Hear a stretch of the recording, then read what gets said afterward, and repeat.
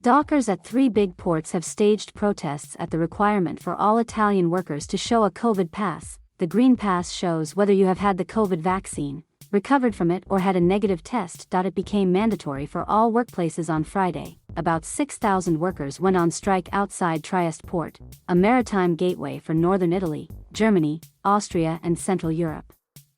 There was disruption in Genoa and Ancona too, but dockers worked normally in Italy's other major ports at Venice, Palermo, Naples, and Gioia Tauro. ANSA news agency reported about 3 million Italian workers are estimated to be still unvaccinated, and protests were reported in many of the big cities.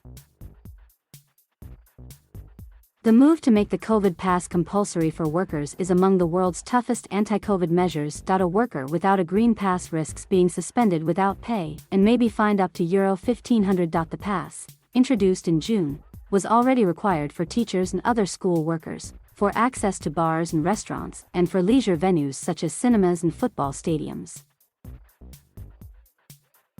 Italy's coalition government, led by Mario Draghi, is extending it in the hope of avoiding another lockdown. 2/3 of Italians consider it necessary, according to an Ipsos opinion poll this week. However, opponents rioted in Rome on October 9.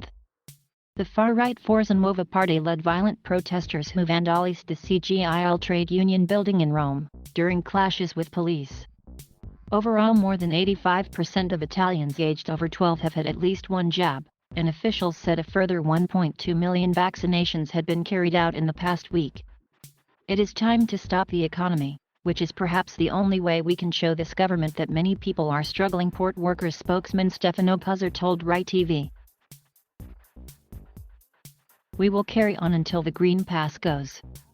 Ministers have played down fears of chaos, citing the high rate of vaccination. But disruption could hit the transport sector too, as many lorry drivers are foreigners who are either unvaccinated or have had jabs not recognized by the European Medicines Agency.